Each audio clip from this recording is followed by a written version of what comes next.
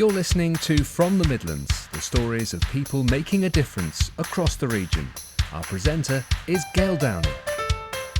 On this episode of From the Midlands, we hear how plans for a cinema in a small market town in Shropshire was able to attract investment and make a big difference to a local community. Ray Hughes, the Finance Director of Wellington Orbit, joins us now. Hello, Ray. Hello, Gail. Tell us how this came about. Originally, this has been over 10 years in the making. We had a cinema in Wellington which shut in about 1983, something like that, and was converted into a Dunelm. And Dunelm relocated in 2012 to an out-of-town shopping centre. And a group set itself out to see how we could basically regenerate Wellington. And the plan was to actually acquire the old Clifton Cinema together with a supermarket attached to it. But that never came to fruition. In 2016, we held a AGM of the Society, and they said, look for something else. And this coincided with the shutting down of HSBC in the town. And they had, from their point of view, an onerous liability because they had actually leased the bank from a charity. So they were quite keen to get a tenant in, and it developed from then. And we actually acquired a 5-year lease in 2018, which we then consolidated into a further lease going up to 2030. And recently we have now been in a position where we'll be able to acquire the freehold from the landlord. And this is the building that we're in now? It is, yes, yeah.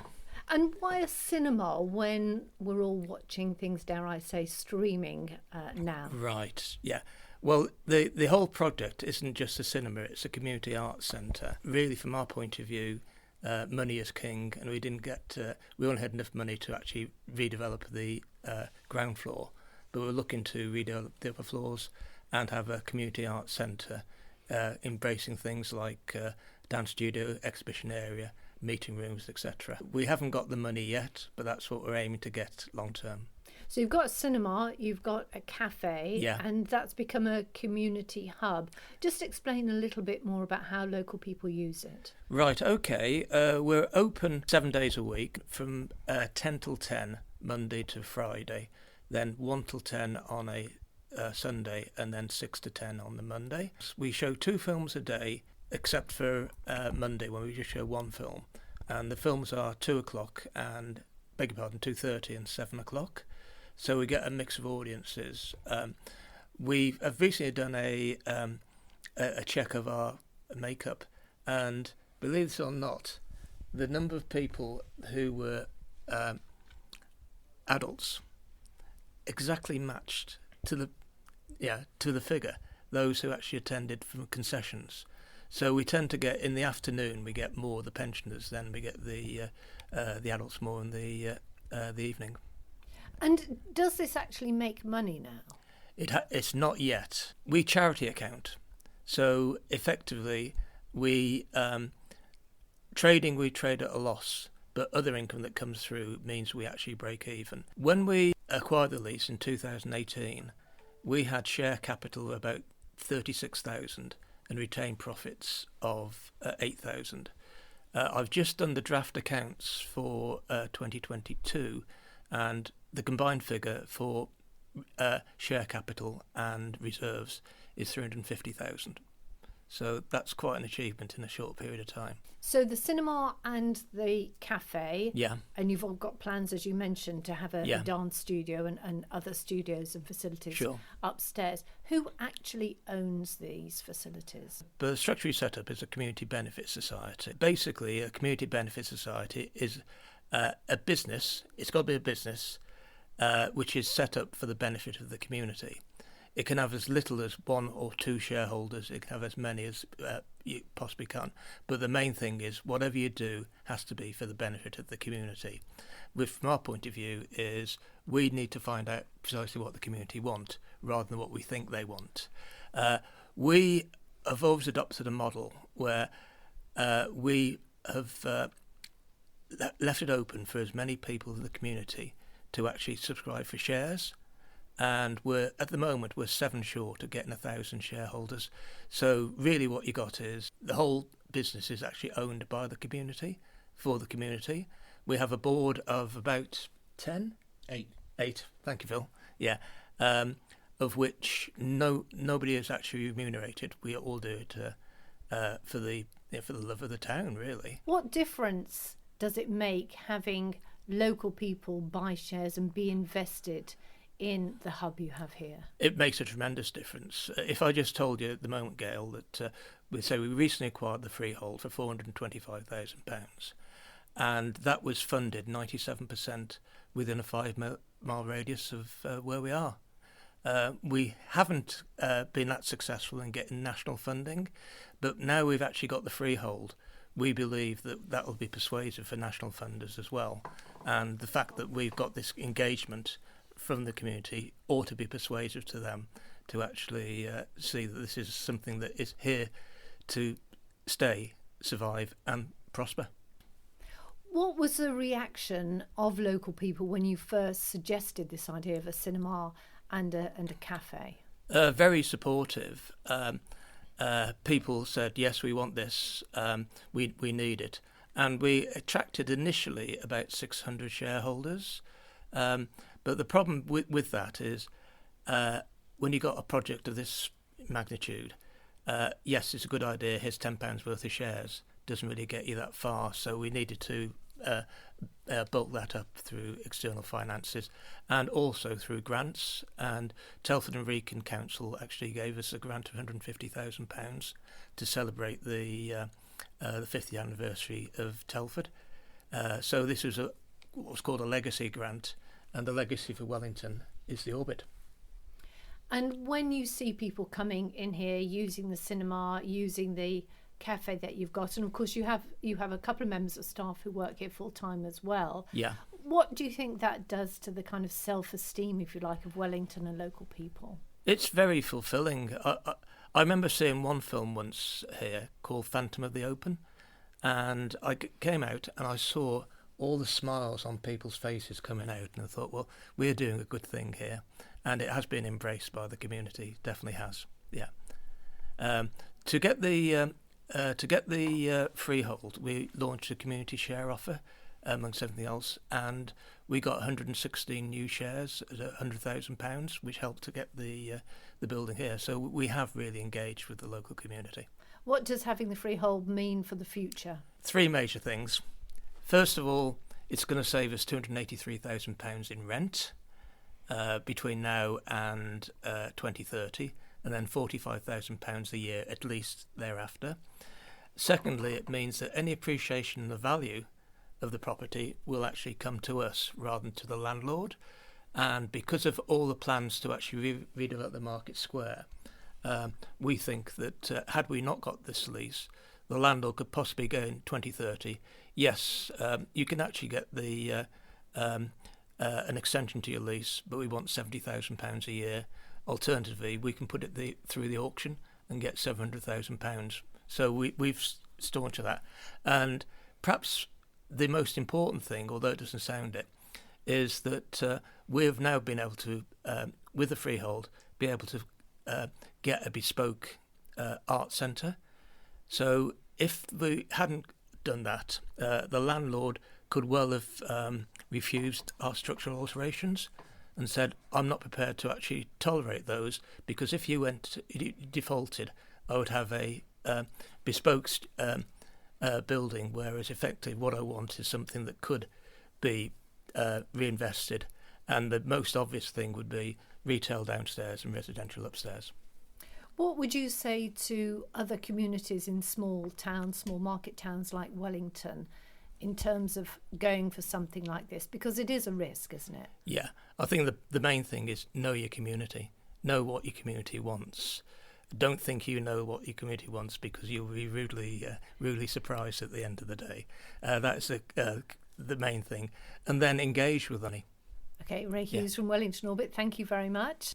Also here is Melanie Mills from Big Society Capital, who look after investment projects like this and bring the investors to the local community. Tell me what your view was when you were first approached on this project? Well, I actually met Ray, I think 6-7 years ago, back at an event. So just to give you a little bit of context scale, Big Society Capital was formed 10 years ago using dormant bank account money. So that was dormant bank account money. It was sitting there doing nothing. Government scooped it all up and created the world's first wholesale investment bank. And these are people that no longer use their bank accounts. Either they had died or moved overseas. It could be. It basically means that money's been dormant for at least 15 years. Anybody listening to this, don't panic. There's an insurance scheme in place if you suddenly find you've lost some money. But yes, government scooped up all of that money. And then we became the investor who would onward lend that money. So we have a range of different investors.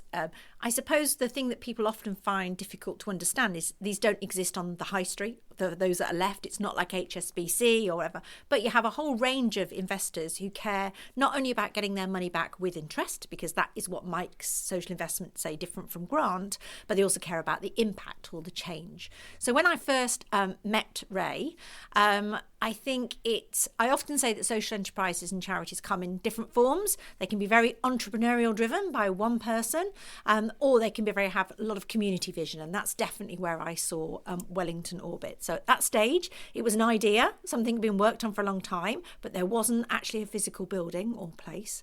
And what I think is great about Wellington Orbit is it's a great example of how you use lots of different types of funding and finance when you've got a really big community asset project, and it's done that really, really well. So they haven't just gone to one place like yourself and said, look, actually, we need XYZ amount of money.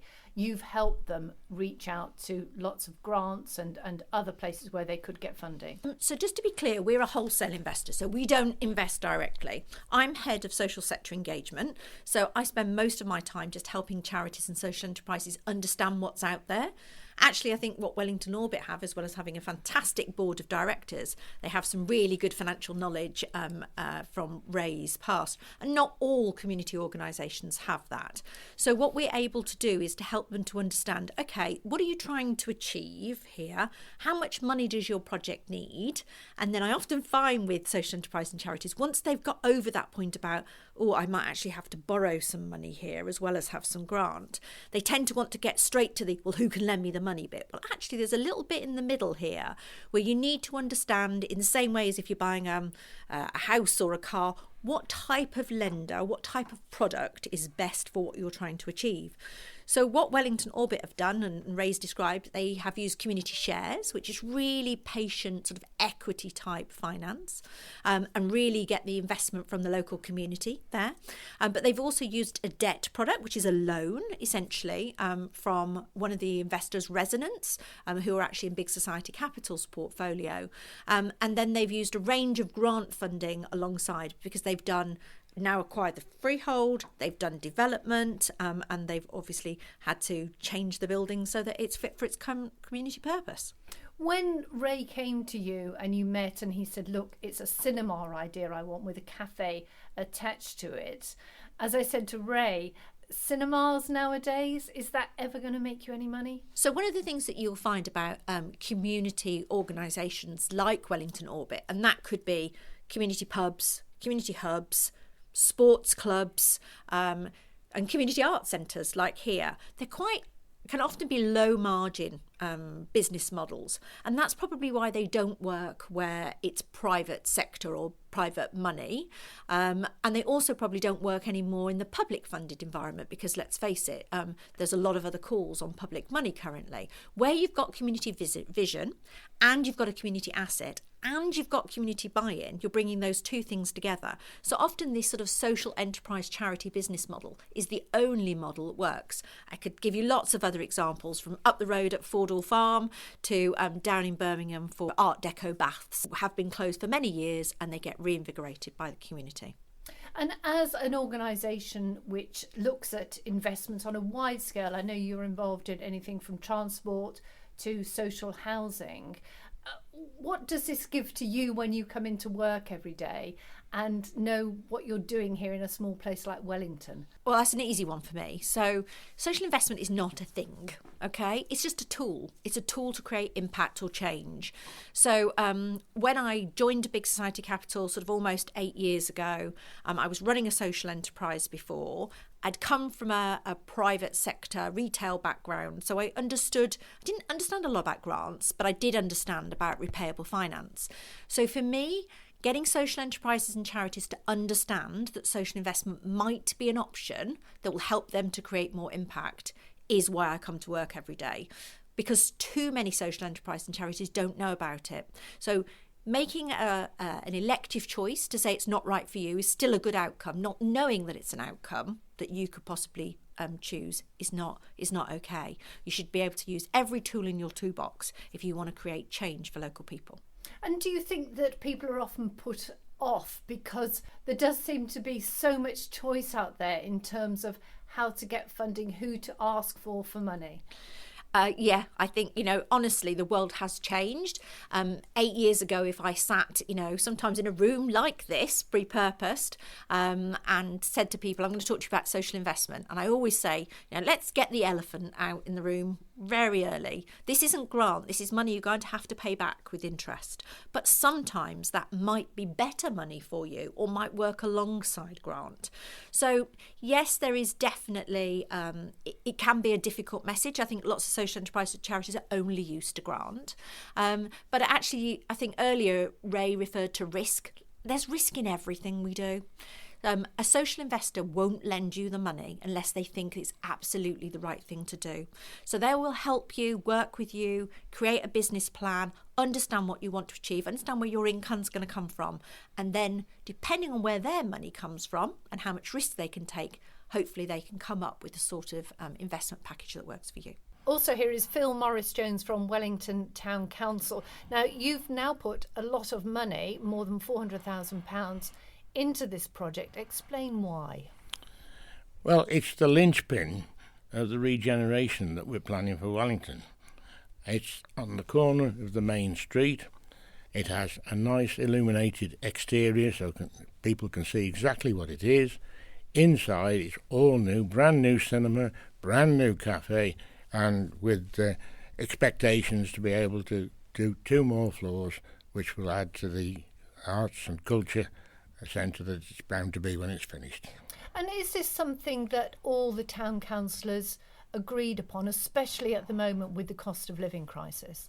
Well, surprisingly enough, it was an all-political agreement, which is very rare in this day and age, and I was quite surprised.